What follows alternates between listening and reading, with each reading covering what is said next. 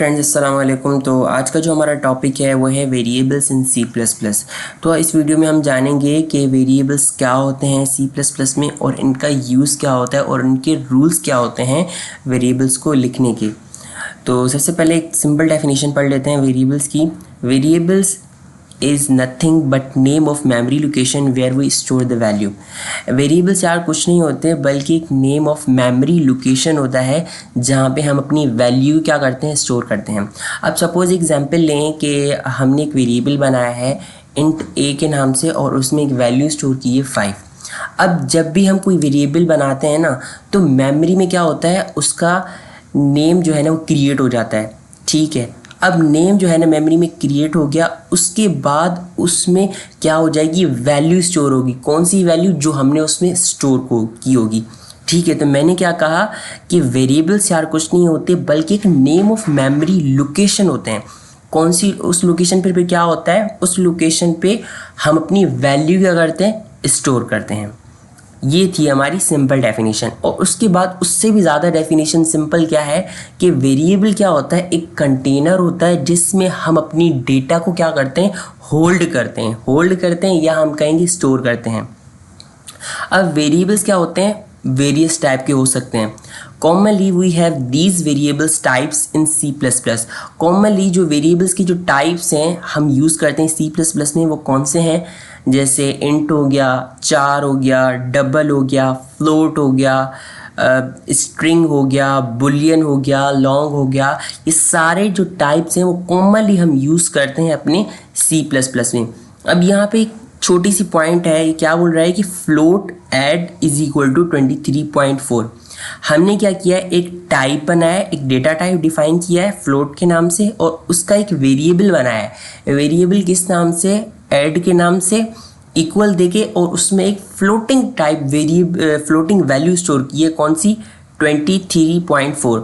अब इसका मतलब क्या है, mean add is a floating variable. Add क्या है, एक फ्लोटिंग वेरिएबल है। अब हमें कैसे पता चला ये एक फ्लोटिंग वेरिएबल है, हमें पता इसलिए चला क्योंकि इसका टाइप हमने डिफाइन किया है, क्या, फ्लोट। जब भी हम कोई वेरिएबल बनाते हैं ना तो हमें उसका टाइप पता होना चाहिए कि इसका जो टाइप है वो कौन सा है। अगर इसका टाइप फ्लोट है तो इसमें कौन सी वैल्यू स्टोर होगी, फ्लोटिंग टाइप। जैसे हमने यहाँ पे कौन सी स्टोर की है वैल्यू, 23.4। तो इसमें क्या बोल रहा है, floating mean add is a floating variable. Add क्या है, एक फ्लोटिंग वेरिएबल है विच होल्ड्स द वैल्यू, जो कि वैल्यू को होल्ड कर रहा है। कौन सी वैल्यू, 23.4 इन मेमोरी। ठीक है, आई होप ये पॉइंट आपको समझ में आ गई होगी। अब कुछ डेली लाइफ के एग्जांपल समझ लेते हैं कि इससे आपको ज़्यादा क्लियर होगा कि वेरिएबल्स जो है ना वो क्या होते हैं और कहाँ कहाँ पे यूज़ होते हैं। तो सबसे पहले यहाँ पे एक बोतल का छोटा सा एग्जांपल है। बोतल भी क्या है, एक कंटेनर है। आपने देखा होगा कि बोतल क्या है, एक कंटेनर की तरह हम काम करते हैं उससे। उसमें क्या करते हैं, हम वाटर को स्टोर करते हैं। और एक छोटा सा बॉक्स है, एक बर्नी होती है, उसमें क्या करते हैं, हम चावल स्टोर करते हैं। वो बर्नी क्या है, एक कंटेनर होता है जिसमें हम क्या करते हैं, चावलों को स्टोर करते हैं। और मैंने क्या कहा, हमारे वेरिएबल भी क्या होते हैं, एक कंटेनर की तरह होते हैं जिसमें हम अपनी वैल्यू क्या करते हैं, उसमें स्टोर करते हैं। और यहाँ के मसालों के डब्बे मैंने एग्जाम्पल लिए हैं, तो मसालों के डब्बे भी क्या होते हैं, ये बॉक्सेस की तरह होते हैं।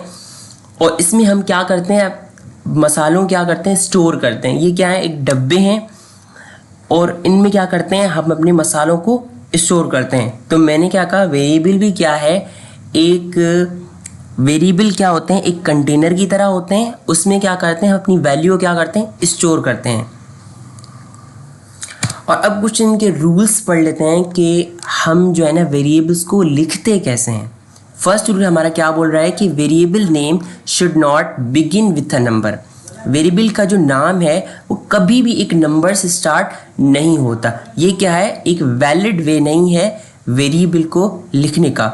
जब भी आप वेरिएबल का नेम लिखें तो क्या करें, स्टार्ट में नंबर नहीं दें। अगर आप स्टार्ट में नंबर देंगे तो वो क्या करेगा, आपको एरर थ्रो करेगा, क्योंकि ये एक राइट या करेक्ट वे नहीं है एक वेरिएबल को लिखने का। जब भी आप लिखें तो क्या करें, फर्स्ट में कोई अल्फ़ाबेट या कोई वर्ड देके उसके बाद आप नंबर लिखेंगे तो ये क्या होगा, एक करेक्ट वे होगा वेरिएबल को लिखने का। ये था हमारा फर्स्ट रूल। अब सेकंड रूल क्या बोल रहा है कि white spaces is not permitted in variables name. जब भी आप कोई वर्ड लिख रहे हैं ना तो उसके बीच में स्पेस नहीं दें। अगर आप स्पेस देंगे तो क्या करेगा, सी प्लस प्लस कोई भी आप प्रोग्राम लिखें उसमें आपने वेरिएबल का नेम लिखा है ना, उसके बीच में आपने स्पेस दिया है, तो जैसे ही आप कंपाइल करेंगे तो वो क्या करेगा, कंपाइलर आपको एरर थ्रो करेगा, क्योंकि उसकी डेफिनेशन में ये नहीं है, उसकी डेफिनेशन में एक करेक्ट वे नहीं है वेरिएबल को लिखने का। तो आप जब भी वेरिएबल का नेम लिखें तो क्या करें, उन वर्ड्स के बीच में स्पेसेस को रिमूव करें या उनके बीच में क्या करें, एक बैकस्लैश लगा, एक जो है ना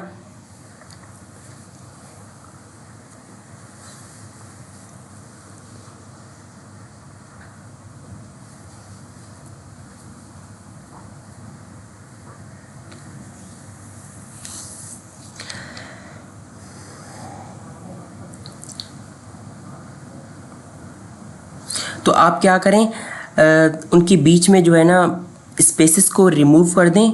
या एक दूसरा तरीका है इसको लिखने का, सबसे पहले आप फर्स्ट वर्ड लिखें, उसके बाद अंडरस्कोर दें, उसके बाद सेकंड वर्ड लिखें। तो ये दो तरीके हैं। हमारा जो सेकंड रूल है वो ये कहता है कि ये दो सिंपल तरीके हैं हमारे वेरिएबल्स को लिखने का।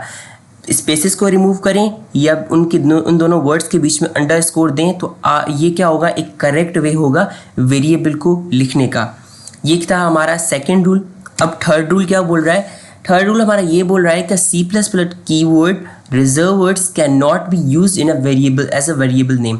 मतलब सी प्लस प्लस के जो हमारे रिजर्व वर्ड्स हैं या हमारे कीवर्ड्स हैं, रिजर्व वर्ड्स या कीवर्ड्स से मतलब क्या है, सपोज हमारे डेटा टाइप हैं, वो भी क्या है, हमारे कीवर्ड रिजर्व वर्ड्स हैं ना, कीवर्ड्स और रिजर्व वर्ड्स हैं। अगर हम डेटा टाइप को as a variable name use करें तो ये क्या होगा, एक करेक्ट वे नहीं होगा वेरिएबल को लिखने का। वो क्या करेगा, कंपाइलर एरर थ्रो करेगा कि भाई ये तो रिजर्व वर्ड्स हैं, ये तो कीवर्ड्स हैं, आप इसको एज अ वेरिएबल नेम कैसे लिख सकते हैं। ये सपोज सी आउट हो गया, सी इन हो गया, या फॉर हो गया, वाइल हो गया, ये इन वर्ड्स को अगर हम अपने वेरिएबल नेम की तरह ट्रीट करेंगे या लिखेंगे ना, तो कंपाइलर क्या करेगा, एरर थ्रो करेगा। वो बोलेगा कि भाई आप जो है ना इन कीवर्ड्स को या रिजर्व वर्ड्स को ऐसा वेरिएबल नेम नहीं लिख सकते। तो ये क्या है, एक बेटर वे नहीं है वेरिएबल को लिखने का। तो इसकी जगह आप क्या करें, इसकी जगह रिजर्व वर्ड्स या कीवर्ड्स के अलावा आप दूसरे बहुत सारे नेम यूज़ कर सकते हैं। जैसे इससे पहले हमने एप्पल यूज़ किया, या आप इंट ए लिख सकते हैं, या इंट आप मी लिख सकते हैं, इंट माई, या कोई भी जो आपको एक बेटर वे लग रहा है। इनके अलावा आप वो कोई भी नेम चूज़ करके लिख सकते हैं, पर कीप इन माइंड कि आप इसमें रिजर्व वर्ड्स या कीवर्ड यूज़ नहीं कर सकते एज अ वेरिएबल नेम। तो ये था हमारा थर्ड रूल। अब last but not the least fourth rule क्या बोल रहा है, when creating a variable it is prefer to give them meaningful names. अब फोर्थ रूल हमारा ये बोल रहा है कि जब भी आप वेरिएबल्स के नेम बना रहे हैं ना, तो उनको एक मीनिंगफुल नेम दें। अब इससे क्या होगा, जब भी आप अपना कोड लिख रहे हैं, उनको एक वेरिएबल जो नेम है उनको एक मीनिंगफुल नेम देंगे, तो आपको कोड जो है ना बहुत इफ़िशिएंट लगेगा और रीडेबल लगेगा। आपको पता चलेगा कि ये वेरिएबल जो मैंने यहाँ पे बनाया है इसका मकसद क्या है, इसका पर्पस क्या है, और ये प्रोग्राम में किसके लिए यूज़ हो रहा है। तो नेम भी एक तो आसान होगा और समझ में भी आएगा कि किसके लिए यूज़ किया है। अगर आप इसकी जगह कॉमन यूज़ लिख देंगे, भाई इंट ए लिखा है, 4 डी लिखा है, तो आपको पता ही नहीं चलेगा कि भाई ये मैंने डी लिखा है, ए लिखा है, इसका यूज़ क्या है मेरे कोड में। तो फोर्थ रूल हमारा यही बोल रहा है कि जब भी आपने वेरिएबल्स के नेम बनाए तो उससे जो है ना एक मीनिंगफुल नेम दें। ये तो जो है ना एक सपोज आपने जो है ना कॉलेज लाइफ या यूनिवर्सिटी लेवल तक आपने लिख लिया, पर जब आप भी कोई कॉम्पिटिटिव एग्जाम देंगे या गूगल या माइक्रोसॉफ्ट का इंटरव्यू वगैरह देंगे, तो वहाँ पे आपको वो कोड लिखने के लिए देंगे, तो आप वहाँ पे इंट ए या 4 डी या सपोज डबल वाई ऐसे नेम तो यूज़ नहीं कर सकते, बल्कि आपको वहाँ पे एक प्रॉपर मीनिंगफुल वेरिएबल्स के नेम लिखना पड़ेंगे, ताकि उनको ईजिली समझ आ सके कि भाई आपने जो वेरिएबल यहाँ पे बनाया है उसका मकसद क्या है, वो किसके लिए यूज़ हो रहा है। तो ये था हमारा फोर्थ रूल। आई होप आपको वेरिएबल्स का कॉन्सेप्ट समझ में आ गया होगा कि वेरिएबल्स क्या होते हैं और वेरिएबल्स के रूल्स क्या होते हैं। और इन सब का कॉन्सेप्ट आपको इजीली क्लियर हो गया होगा। और इस हवाले से अगर आपका कोई भी क्वेश्चन है तो आप मुझसे कमेंट बॉक्स में पूछ सकते हैं। तब तक के लिए अल्लाह हाफिज़।